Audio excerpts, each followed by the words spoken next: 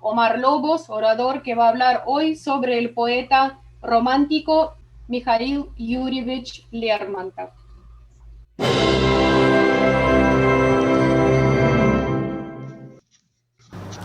История российского флага. 22 августа в России отмечается День государственного флага. Es Это el один из video que самых hizo nuestra молодых alumna, en российских realidad si hicimos праздников. en las clases, ustedes ven la Впервые bandera, no es la бело-синий-красный bandera флаг был поднят на rusa первом tricolor, русском es la военном bandera de корабле «Орел». Stalingrado, В период правления царя y Алексея nuestra Михайловича, alumna отца Петра Великого. Anastasia hizo este Однако video para que законным puedan основателем después флага disfrutar también считается Петр I. de la historia de la Сам bandera царь en ruso. нарисовал Y después эскиз vamos en la флага. clase a hacer la traducción Полотно al Петра I español хранится в de su pequeño Санкт-Петербурге в музее discurso. морского.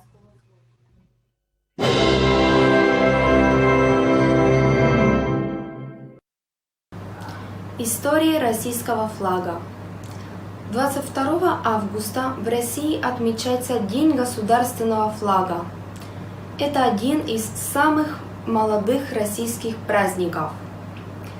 Впервые бело-синий-красный флаг был поднят на первом русском военном корабле «Орел» в период правления царя Алексея Михайловича, отца Петра Великого. Однако законным основателем флага считается Петр I. Сам царь нарисовал эскиз флага. Полотно Петра I хранится в Санкт-Петербурге в музее морского флота. Трехполосный флаг украшал военные корабли до 1720 года. В этом же году утвердился на военном флоте Андреевский флаг. Затем царь Александр II издал указ, в котором цвета черный, золотой, белый были названы государственными цветами России. Однако вместе с правлением Александра II закончилась и жизнь нового флага.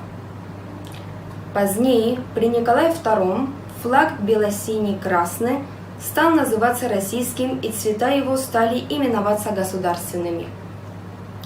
Император Николай II описал каждый из цветов флага.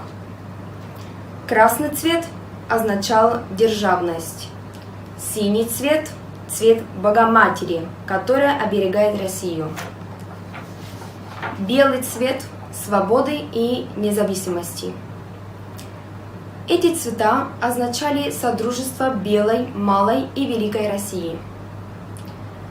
После революции в 1918 году национальным флагом утвердили Красное Знамя. В 1991 году, после распада Советского Союза, возвращается трехцветный государственный флаг. Позднее, в 2000 году, президент Российской Федерации Владимир Владимирович Путин подписывает закон, в соответствии с которым государственный флаг России бело-синий-красный. Во флаге России отражаются величие нашей страны, ее славная история и подвиги российского народа.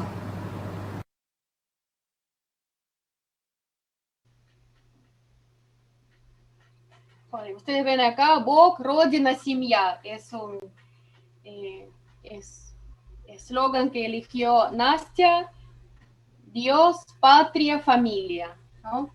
Sinceramente, hasta ahora los historiadores y investigadores no han llegado a la conclusión mutua por qué eligieron tricolor, pero sabemos que fue con Nicolás II cuando fue establecido ya oficialmente esta bandera, pero obviamente que fue mucho antes cuando sabemos que apareció todavía con el padre de Pedro el Grande, Alexei Mikhailovich. Después aparece Andreevsky Flag. Ustedes saben que también otra versión dice que, bueno, estos colores simbolizan lo que dijo Nastia recién en ruso, Krasny Цвет, lo que es Державность, ¿sí? de la patria, y azul de la Virgen, Madre de Dios, que siempre protege Santa Rusia, y blanco es símbolo de la libertad y independencia. Este video pueden ver en nuestra página. Y ahora los invitamos a la charla con nuestro querido Omar. profesor, doctor en letras, docente universitario, traductor de ruso de muchas obras. Bienvenido, Omar. Disfrutamos mucho la primera charla con vos y ahora espero mucho que los chicos hayan visto la película subtitulada por Omar y una breve introducción. Como nos queda, trabajamos por la Zoom, los invitamos a entrar de vuelta con el mismo link, porque se va a cortar en algún momento, nos va a avisar Gonzalo y después ingresamos de vuelta para escuchar la charla de Omar. Así que cuando termine esta sesión de 40 minutos, ya nos quedan menos de 20 minutos, ¿no? Vamos a ingresar de vuelta con el mismo link. Así que, Omar, si le dejo la palabra. Спасибо, Tamara. ¿Cómo les va? Bueno, с Днем Российского флага. Очень приятно снова встречаться с вами. Bueno, el Día de la Bandera Rosa. ¿Perdón? С Днем Российского флага. Спасибо за поздравления. Спасибо. No, конечно. Y muy interesante la explicación de la simbología. Un pequeño comentario, ¿no es cierto? Un pensador ruso muy importante, Nikolai Berdyaev, decía que un pensador religioso, Nikolai Berdyaev, pero decía, Cristo no pasó por la tierra rusa, pero sí pasó la Madre de Dios, ¿no es cierto? La Virgen sí pasó por la tierra rusa. Probablemente uno pueda decir que hay como resabios paganos, bueno, toda religión de alguna manera es sincrética, ¿no? Y en Rusia es muy fuerte la identificación de la tierra, de la patria, con la madre, ¿no es cierto? Con la madre tierra, ¿no? La Santa Rusia, la madrecita Rusia. Quiero decir, nosotros podemos querer mucho a nuestra patria, pero no le decimos la madrecita argentina, ni, ¿no es cierto? No tenemos ese tipo de imaginario. ¿Ah? En Rusia, bueno, además de la palabra más institucional, patria, que es un calco, sin duda, de nuestra propia noción de patria en la tierra del padre, o Atiechество en ruso, ¿no es cierto? Viene de Atiets, ¿eh? Atiechество. Pero en ruso está también una palabra sinónima que es muy fuerte, que es femenina y que es Rodina. Rodina. De hecho, en la bandera de Stalingrado que se veía en el video, está esa escultura monumental que celebra la victoria de Stalingrado y que se llama Rodina Mat Zaviot, la patria madre, la Rodina, la madre Rodina, la madre que te hizo nacer, te llama, ¿no es cierto? Nada, esta pequeña digresión a propósito de esa superposición de los colores, del rojo de la Держава, del Estado ruso, del Estado, con el color azul de la Madre de Dios, ¿no es cierto? Bueno, se supone que nos íbamos a encontrar para conversar, ya no para que expusiera yo, aunque tengo algunas cosas por allí para contarles de la película o para llamar la atención sobre algunos puntos. Pero primero me gustaría que aquella que haya podido ver el film, Ana María, sí, así ordenamos. Ana María, qué impresión, qué cosas Bueno, me ¿Descubriste llamó qué cosas no conocías y conociste a partir de la película? el estilo me pareció conocido. He visto muchas películas con ese perfil, digamos así, pero es sumamente romántica, ¿no? Un enfoque muy romántico. Me gustaron muchísimo los paisajes, el señalamiento muy específicamente de las costumbres de la época en la cual vivió Lermontov. Eh, Me gustó la ambientación, la puesta en escena, la vestimenta, bien ayornada la vestimenta. Y después,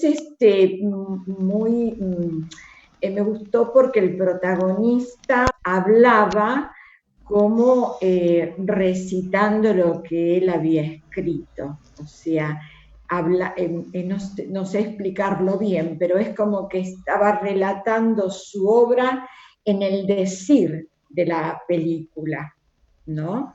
Se manifestaba con su propia obra. Eso me gustó.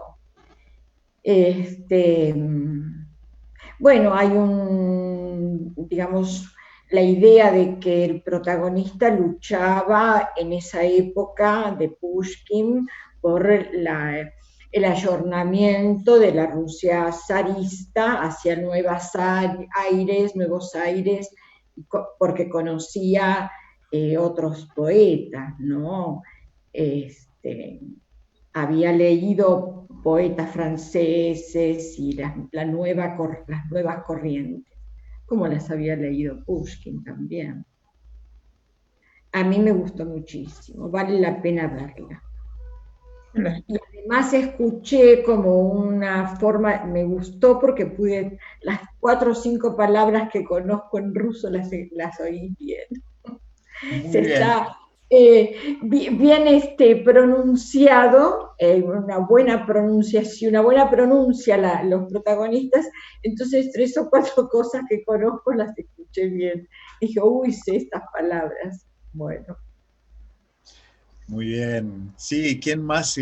¿Andrés era que...? Sí, no, a mí me gustó, no conozco mucho la obra de Lermontov, me gustó de esa cosa medio onírica que tenía la película, no lineal, que iba de un lado a otro, me pareció atractivo esa estética, que nada, eso, que no era el cine ruso habitual que yo he visto, seguramente no vi mucho, pero era bastante distinto a las películas rusas que había visto, así que sí, me gustó.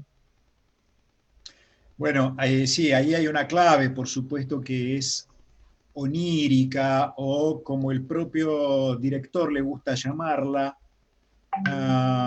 es un film poema. Es un film poema, no es un film convencional, sino que como es el film sobre un poeta, tiene algo de la dinámica del poema, ¿cierto? Por supuesto que hay escenas realistas, pero todo el tiempo hay una evocación donde los tiempos van y vienen, ¿no es cierto? Y donde está en el centro también, el protagonista es Lermontov, pero también es la poesía de Lermontov, ¿no es cierto? Como también señalaba Ana María por ahí, ¿no es cierto? Sí, ¿quién más pudo ver y quiere comentar alguna impresión? Y vamos armando como un rompecabezas así de impresiones. Y vamos entusiasmando a los que todavía le tienen pendiente verla. Sí, Marcelo, sí. Sí, vi la película. Es como una biografía de Lermontov y sí, está mucho la poesía de él. Hay algunas películas que a veces son de este tipo, pero yo rusas así no vi, como decía el otro compañero acá, Andrés. Y es interesante eso, ver, y a la película arranca con el disparo, digamos, ya te muestran, y termina con eso, o sea, a uno le queda mucho grabado eso, ¿no? De lo que le pasó a él, que es la parte más terrible de lo que le puede haber pasado. Y bueno, sí, muestra la vida de Lermontov y cuando conoce a Griboyedova, cuando va al Cáucaso, vuelve a Petersburgo, vuelve a Cáucaso, después lo premian como héroe, le dan creo que era el sable de oro le dan, el sable de oro. Después él pide viajar también a Petersburgo para ver a la abuela, pero después lo vuelven a enviar a Cáucaso y le gusta el Cáucaso al final. Le termina gustando y escribe obras ahí mismo sobre el lugar, sobre la temática del lugar y conoció mucho a la gente del Cáucaso. Bueno, termina la obra, la película con la muerte de él, pero con el duelo, ¿no? Que en esa época, como decías vos, estaban prohibidos, pero igual los hacían. Sí, exactamente. Así que la película la verdad que es muy buena y me gustó mucho la actuación. Yo me fijo mucho cómo actúan los actores, o sea, y, y me gusta ver que los actores rusos actúen como rusos, ¿viste? Porque ahora ves películas en donde ya no parecen, actúan, parece que imitaran a otros cines, el cine actual ruso. Y yo quiero que actúen como rusos, como cada país tenga su identidad, y esta película la tiene. La tiene y ves que Lermontov, el actor es Lermontov. El papel lo hizo muy bien. Sí, sí. Muy bien. Sí, sí, el comienzo, coincidiendo con el final, bueno, porque es cierto, es la parte más dramática, pero de alguna manera repite lo del poema este que leíamos el otro día, estoy yo en un valle en Daguestán al mediodía, con un plomo en el pecho, y estoy ahí tirado, me ilumina el sol, y sueño que hay una fiesta en mi tierra, que hay muchachas, que hablan de mí y se ríen, pero hay otra que está pensativa en un rincón y está como sumida en un sueño triste, y en ese sueño ve un valle, el valle en Daguestán, y ve un cadáver amigo. Esto es un sueño dentro de un sueño dentro de un sueño, y el poema también cierra, arranca con la muerte y termina, bueno, sí, él sueña a la muchacha sueña al cadáver, y bueno, y es él, es como un sueño premonitorio, si se quiere, ¿no es cierto? Este poema de Lermontov. Sí, Mm. exactamente. Sí, ¿quién más quiere comentar alguna impresión que haya tenido? Yo la película esta me la confundía porque vi otra que es Mascarada, que se hizo a los 100 años de Lermontov. Es una película rusa del 41. Y un poco se me mezclaban las dos, pero es otro argumento la otra, pero es muy buena No, también, claro, porque es digamos. una Mascarat, Sí, es una obra de teatro de Lermontov. exactamente. La película, si la ves, Mascarada del 41 es casi obra de teatro puesta en el cine, Sí, digamos. claro, sí, Sí, sí, sí, sí, sí. es una de las piezas teatrales de Sí, él, ¿no? sí, sí, sí. Claro, a ver, al director, cuando él quiere poner mano a una película sobre la vida de Lermontov, lo previenen de que es un desafío difícil, ¿no? De que ya lo habían intentado en el año 43, hicieron una película en blanco y negro sobre la vida de Lermontov. La película fue censurada, no pudo ser mostrada, era difícil, era complejo, de qué manera pensaba él, le decían al director, abordar el tema Lermontov, porque lo que sí había era, como es el caso de Mascarat, películas soviéticas sobre obras de Lermontov, ¿cierto? Claro, Uh-huh. sí. Como sobre un héroe de nuestro tiempo, Sí, esta otra, Mascarad, la princesa Liovskaya, ¿cierto? sí. La princesa Mary. Pero bueno, una película biográfica, aunque aquí lo biográfico, como señalábamos recién, si se quiere, está hasta un poco esfumado, ¿no es cierto? Porque aparecen algunas cuestiones biográficas, pero allí apenas, ¿no es cierto? Casi que como casi que como marco, como pretexto para ir enhebrando la vida de él, pero después el punto me parece que de la película pasa por otro lado, ¿no es cierto? Por pintar más bien una especie de biografía interior del hombre Lermontov, ¿no es cierto? Y una biografía que es un poquito, no sé, la impresión, no sé qué piensan ustedes, que es un poquito amarga también, no solamente por la juventud a la que muere, sino su vida hasta allí, ¿no es cierto? Es una vida... Una vida de lucha, ¿no? Así muy... Sí, bueno, las pérdidas, es una vida de pérdidas. Bueno, digo, no sé si ustedes han notado una cuestión.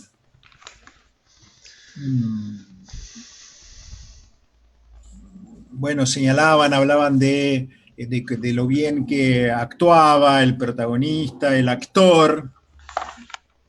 Pero ¿qué hay de particular en la figura, en la persona del autor, Nikolai Burliaev?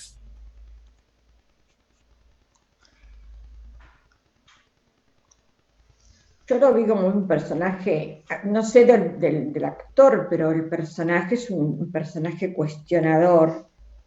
Sí, sí, sí. Yo averigüé después de ver la película que fue el protagonista de La infancia de Iván, de Tarkovsky.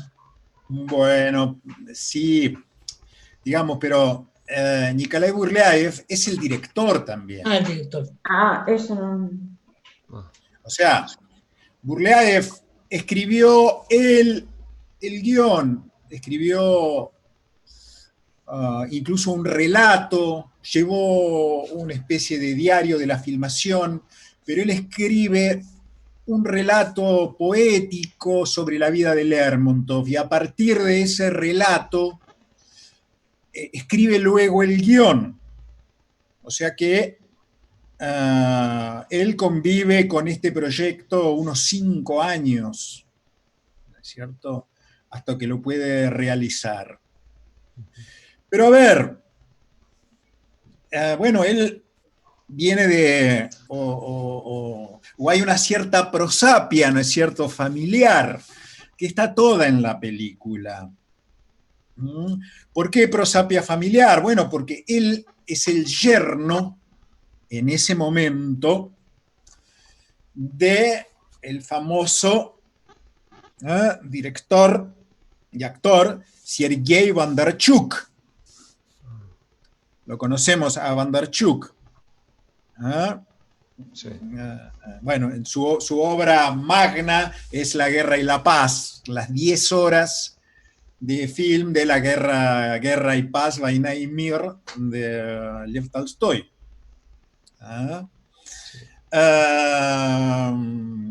O sea, Burliaev está vinculado al cine, bueno, por su amistad con la familia Mikhalkov-Konchalovsky, porque él empieza a actuar con Nikolai Konchalovsky, que es el hermano de Nikita Mikhalkov, y a través de esta familia, de los Mikhalkov-Konchalovsky, él conoce a Andrei Tarkovsky,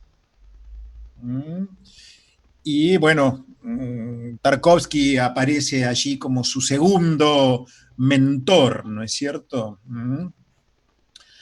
Se casa luego con Natalia Bondarchuk, la hija de Bondarchuk, que es además quien hace de la madre de Lermontov, ¿no es cierto? La muchacha de María Arsienieva, que muere, la madre del poeta, ¿no es cierto? Que muere cuando él tiene 3 años.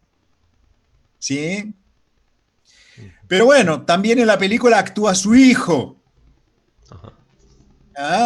haciendo el rol del el niño, el Lermontov, ¿cómo se llama?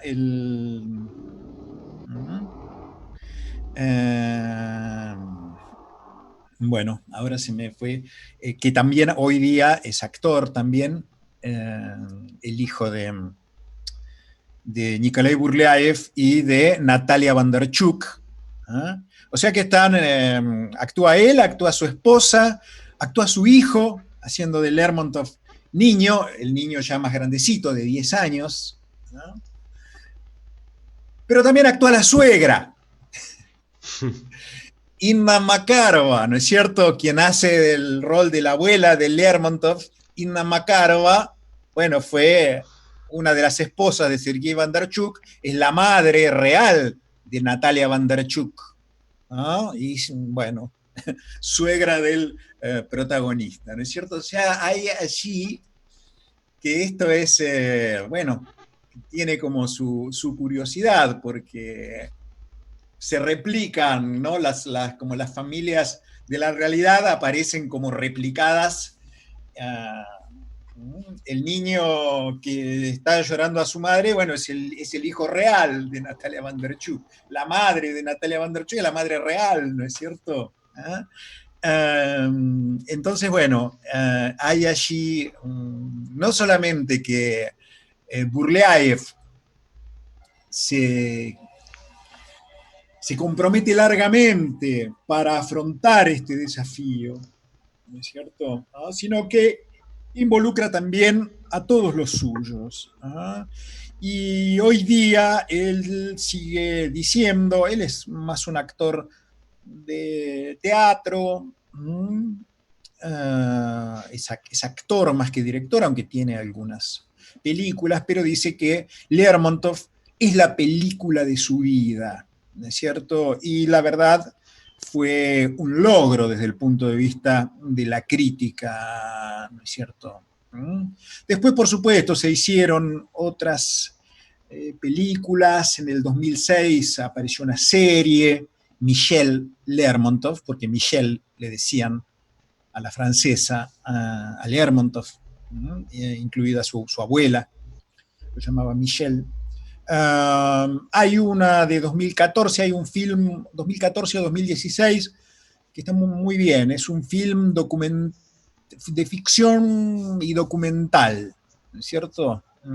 De reconstrucción biográfica, si se quiere, con más acento en la biografía que este film, ¿no es cierto?, que como señalábamos al comienzo, va un poquito más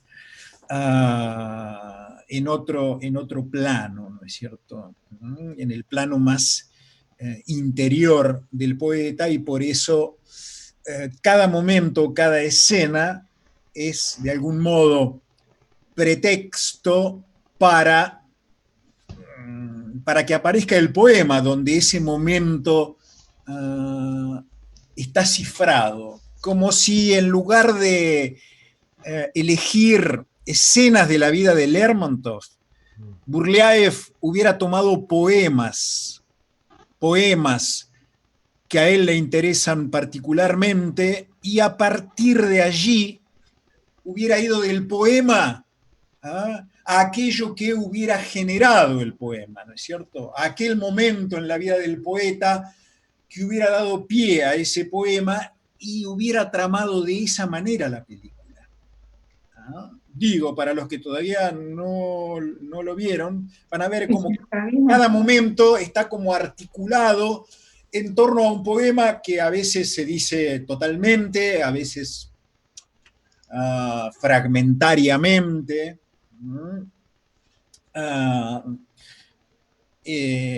Incluso versos sueltos aparecen de muchos de los poemas de Lermontov, desgranados como si fuera en el correr de una conversación. Pero entonces la impresión es que ese fuera el camino que hizo Burleaev. Burleaev, a quien además lo pueden googlear o buscarlo en YouTube, ¿no es cierto?, recitando poemas de Lermontov. Que eso es una tradición rusa envidiable. Grandes actores que hacen espectáculos de poesía. La gente va al teatro a escuchar recitales de poesía, generalmente Digo, pienso en Svetlana Kryuchkova, que es una gran actriz rusa que hace espectáculos recitando a Marina Tsvetaeva, ¿no? O recitando a Anna Akhmatova. Esto es, o Sergei Bezrukov, que recita Yesenin, y además él ha hecho el papel de Yesenin, Sergei Yesenin, en una serie. O sea, los actores poniéndole voz a la poesía de poetas nacionales tremendos, ¿no es cierto?, como estos que estamos mencionando. De manera que en el caso de Kryuchkova, ella interpretó a Akhmatova como actriz, pero ella cuenta, dice, yo no me parezco mucho a Akhmatova, salvo que son mujeres corpulentas. Pero el director la eligió porque la había escuchado recitando a Akhmatova. Dice, y tu voz sí es la de Akhmatova. O sea, me interesa eso, me interesa la voz, te elijo por la voz también, ¿no es cierto? Entonces aparece allí como una suerte de empatía, de compromiso, porque Burliaev, insisto, estuvo unos 5 años estudiando, pensando el film, porque por supuesto que lo asumía como un compromiso ético hacia la figura de un poeta como Lermontov, ¿no? Esto no es una aventura mía personal y que va a tener solamente costos para mí, ¿no? Yo no puedo hacer algo grosero o algo liviano sobre una figura de la entidad de Mikhail Lermontov, ¿no es cierto? Entonces, hay algo de esa naturaleza que me parece que también aparece allí en el film. Lo que también aparece, así filigranado, podemos decir, son los momentos más sobresalientes de la historia rusa que coincidieron con la vida de Lermontov y que apenas aparecen mencionados. Esto es, Lermontov nace en 1814, 2 años después de la campaña napoleónica. Pero el abuelo Dmitri, esto es el hermano de su abuela, Dmitri Stolypin, Dmitri Alexeyevich Stolypin, participó en la campaña napoleónica. Y por eso cuando va Tarjani allí a la hacienda de los Arseniev, donde se cría Lermontov, ahí en Penza, el abuelo le dice, vamos, lo sube al caballo, le dice, vamos a ver qué Borodino que vamos a armar. Borodino, la famosa batalla antes de que Napoleón entre a Moscú, ¿no es cierto?, tan tremendamente descripta en Tolstoy, en Guerra y Paz. Bueno, está en 1812, cifrado, digamos, allí en la película, ¿no? Pero también está la deriva de 1812, esto es la huella napoleónica en la oficialidad intelectual rusa, que combatieron a Napoleón, pero admiraban a Napoleón, y eso va a tener como primer resultado la revolución decembrista, la famosa revolución de 1825, ¿no es cierto?, que aparece, que es esta revolución donde toda la oficialidad rusa, buena parte de la nobleza, se levanta contra el nuevo zar, Nicolás I, ¿no es cierto?, para intentar, según algunos, instaurar una república o por lo menos una monarquía constituyente.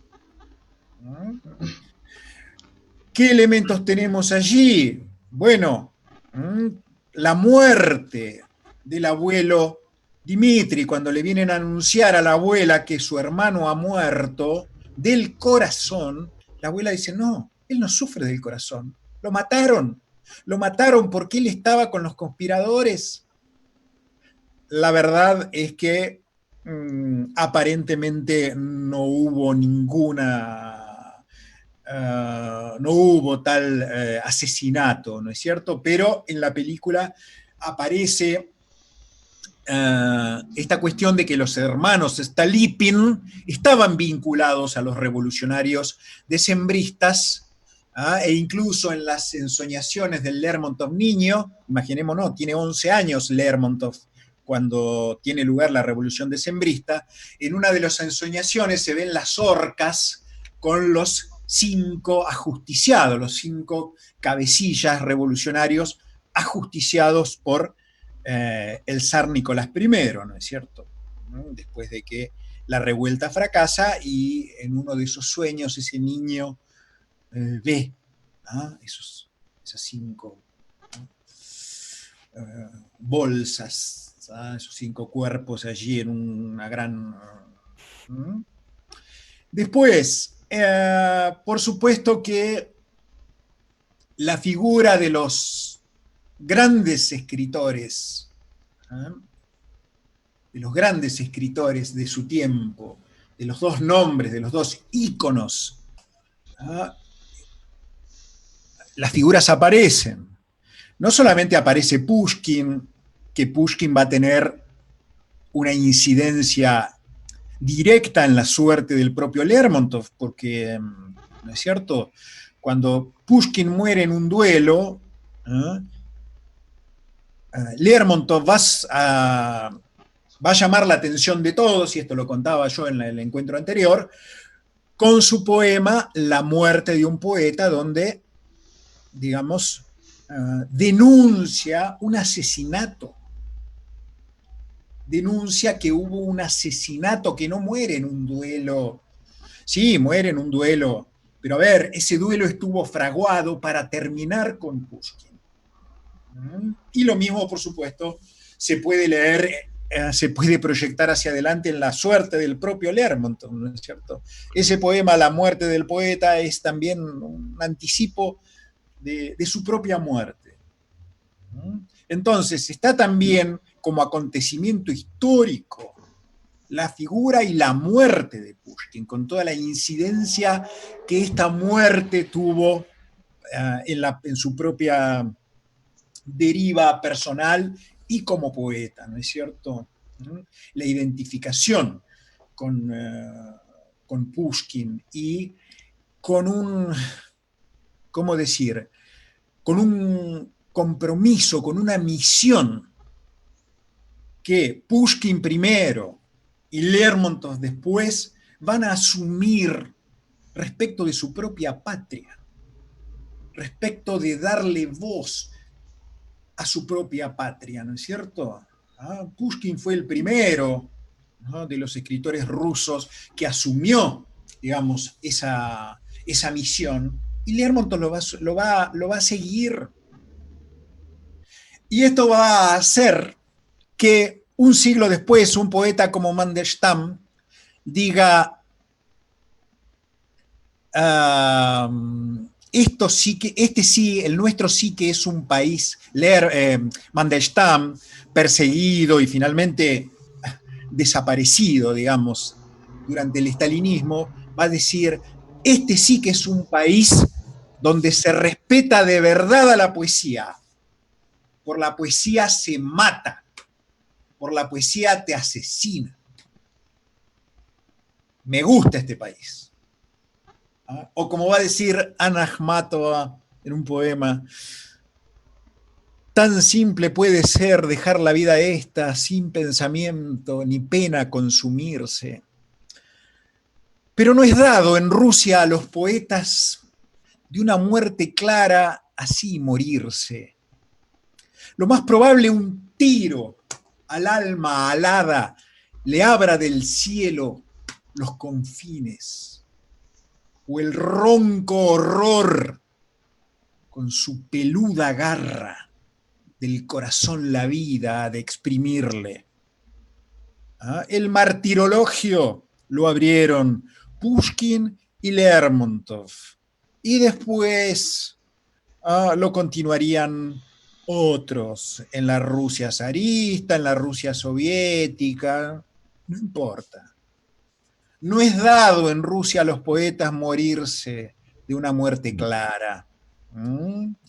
Está la presencia de Gogol, que es un personaje saliente, también contemporáneo, y que lo hace el propio Burleaev. Se ve a Gogol allí en un baile en el palacio allí imperial. Y hay otra mención de otro gran escritor ruso, que es Alexander Griboyedov. Alguien mencionaba recién sobre este romance que aparece aludido allí en la película, que va a tener el propio Lermontov con la viuda de Griboyedov. Griboyedov es el autor de una obra fundamental del repertorio teatral ruso, La desgracia de ser inteligente, o Qué desgracia el ingenio, Goria Tuma, en ruso. Griboyedov va a ser asesinado, él es diplomático en Teherán. Los persas se disgustan con los rusos, matan a todos los diplomáticos, entran a la embajada, matan a todos los diplomáticos, y entre ellos está el pobre Griboyedov, que tiene 29 años, ¿no es cierto? Que es un joven autor, y bueno, y también ligado a la diplomacia. Bueno, esta alusión, estaba casado con una muchacha armenia, que aparece también esta mención a Griboyedov y el personaje del suegro, la esposa, la cuñada, ¿no es cierto? También aparece en otro momento. De manera que el film son filigrana estas figuras y estas historias, aunque por supuesto, si nosotros no las conocemos, bueno, van a pasar allí como, no sé qué sería eso que pasó allí, porque tampoco es lo más importante de la película. Pero simplemente quiero decir que no dejó el director de mostrar en qué intenso trasfondo, en qué momento tremendo de la historia rusa transcurrieron los 26, 27 años de Mikhail Yurievich Lermontov. Muy bien. Sí, que ya estamos quedándonos sin el tiempo. ¿Alguien que quiera comentar, preguntar, agregar en base a esto que hemos estado diciendo? Villa, ¿vos estás en la línea? ¿No querés comentar sobre la película, Villa? Que ayer hubieran avisado, yo la verdad.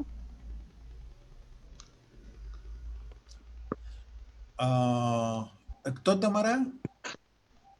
Villa, es Eduardo, pero le gusta presentarse en Villa. Villa es de Córdoba y él también leyó mucho sobre la literatura rusa. De hecho, quería decir, Omar, que nosotros en nuestras clases, justo que usted mencionó a Griboyedov, hemos leído hace poco y hemos hecho la presentación sobre la vida y la historia de Griboyedov. Así que los chicos que están presentes, inclusive saben muy bien la historia de Nina, sí, toda esta historia de relación tensa de diplomáticos. Sí, bueno, perdón, y si alguno ha visto la película El Arca Rusa, de Alexander Sakurov, recordará la gran escena, la escena principal más fastuosa en el Hermitage, en el Palacio de Invierno, es cuando el zar Nicolás recibe a los diplomáticos persas que vienen, estamos en la década de 1840, una cosa así, vienen a pedir perdón, viene el nieto del Shah a pedir perdón, a reconciliarse con el Imperio Ruso por la muerte de los diplomáticos en Teherán en 1829, y allí comentan, sí, ahí es cuando murió el pobre Griboyedov, lo mataron a Griboyedov, comenta la gente allí en el murmullo, esa es como la escena más fastuosa, central, ¿no es cierto?, en la película El Arca Rusa, ya que de cine estamos hablando. Ajá.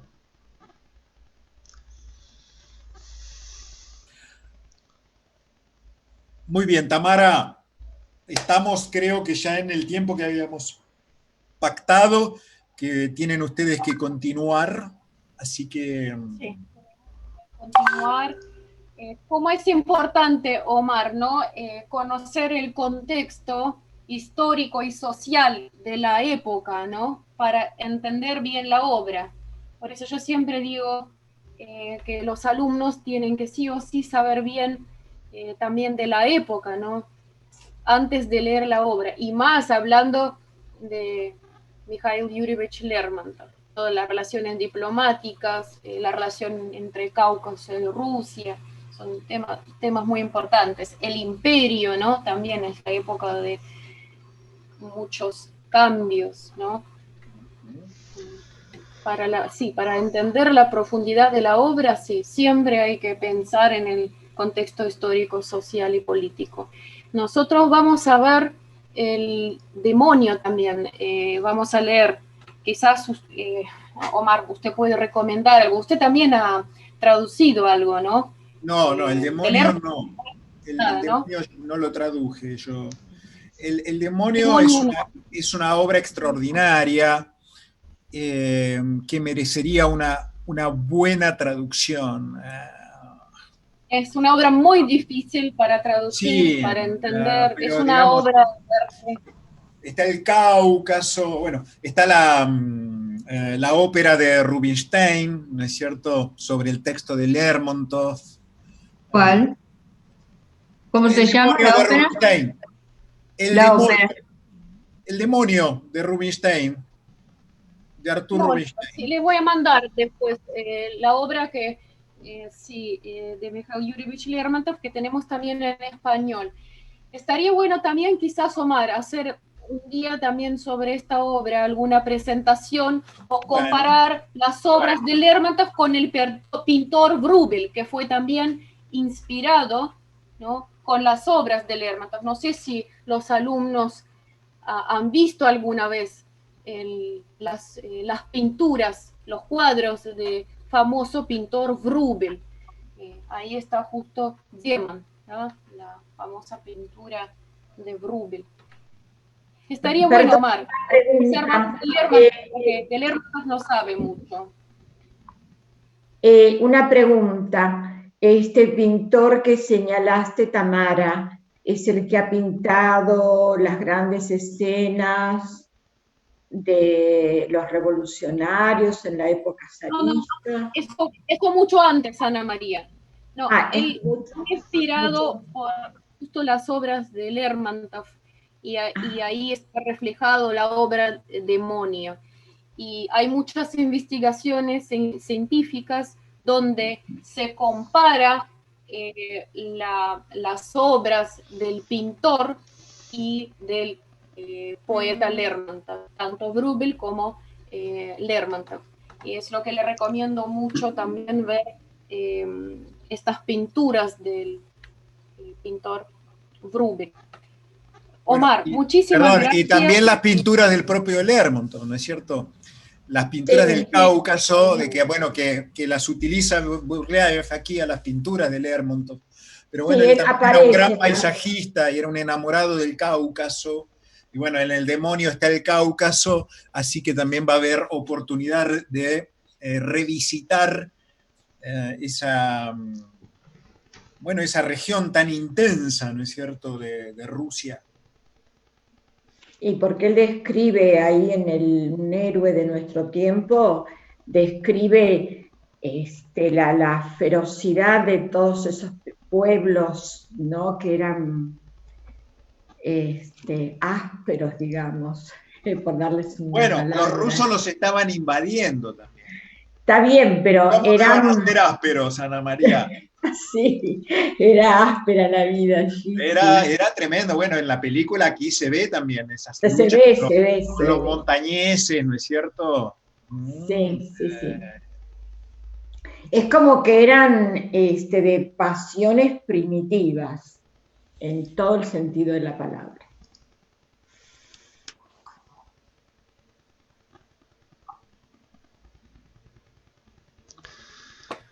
Omar, Omar, ¿Sí? no lo veo. ¿Usted podría leernos o terminar la charla con alguna poesía de Lermontov? La poesía más común que sabe cualquier escolar ruso es Believ Parus Одинокий, Sí, que quizás también, y que fue pero, maravilloso escuchar. pero eso ya la recité el otro día. Sí, pero hay más integrantes, o sea, Ah, un gusto enorme Believ de Parus. escucharlo. Sí, Parus. Билет парус одинокий, в тумане моря голубом. Что ищет он в стране далекой, что кинуло в краю родном. Играют вольни, ветер свищет, а мачта кнется и скрипит. Увы, он счастья не ищет, и нет счастья, визжит.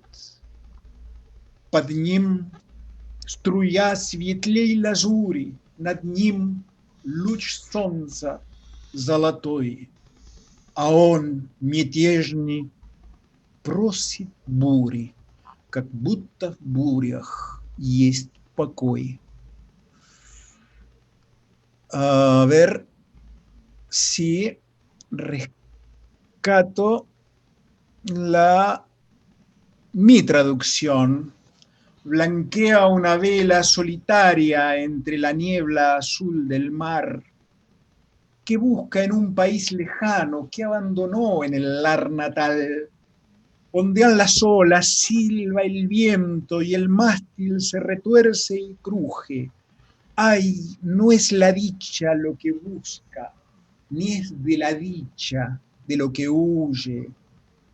Debajo de ella el flujo azul, encima un rayo de sol de oro, y ella clamando por borrascas, como si hubiera allí el reposo. Muy bien. Muy bien.